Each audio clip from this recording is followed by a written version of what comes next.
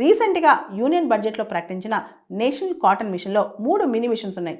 కప్పస్ క్రాంతి ఒకటి, దానిలో cotton yield, cotton productivity పెంచడం. రెండోది modernise ginning and pressing units, దాదాపు 1000 జిన్నింగ్ అండ్ ప్రెస్సింగ్ యూనిట్స్ని మోడర్నైజ్ చేయడం. మూడోది అతి ముఖ్యమైనది ప్రమోట్ సస్టైనబుల్ నేచురల్ ఫైబర్స్ అనమాట. ముఖ్యంగా sustainable fibres such as banana, milk wood, bamboo, వీటిని కూడా ప్రమోట్ చేయడం అనమాట. పత్తి ఉత్పత్తి చేయటమే కాదు, నాణ్యమైన పత్తిని ఉత్పత్తి చేయాలి. అంటే లాంగ్ స్టేపుల్ కాటన్ లేదా ఎక్స్ట్రా లాంగ్ స్టేపుల్ కాటన్, ఇది చాలా ఇంపార్టెంట్ అనమాట. రైతులకు లాభం జరగాలంటే లాంగ్ స్టేపుల్ కాటన్ ప్రొడ్యూస్ చేయాలి. దీనికి సంబంధించి గత సంవత్సరం భారతదేశంలోని మినిస్ట్రీ ఆఫ్ టెక్స్టైల్స్ వాళ్ళు కస్తూరి కాటన్ అని చెప్పి ఒక ఇనిషియేటివ్ తీసుకొచ్చారు. క్వాలిటేటివ్ కాటన్ అంటే కాటన్ ఈల్డ్ ఇంపార్టెంట్ మాత్రమే కాదు, కాటన్ ఈల్డ్లో క్వాలిటీ ఆఫ్ కాటన్ చాలా ఇంపార్టెంట్. కాబట్టి ఇక్కడ ఒక ఉదాహరణ చెప్పుకోవాలంటే సీ ఐలాండ్ కాటన్.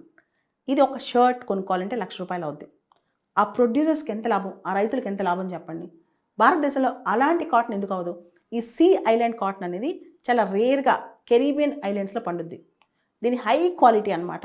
ఇటువంటి హై క్వాలిటీ మనం ప్రొడ్యూస్ చేస్తే, తక్కువ హెక్టేర్స్లో హై క్వాలిటీ కాటన్ ప్రొడ్యూస్ చేస్తే అది ప్రొడ్యూసర్స్కి లాభం, కాటన్ అసోసియేషన్స్కి లాభం, కాటన్ ట్రేడర్స్కి లాభం, అందరికీ లాభం కదా.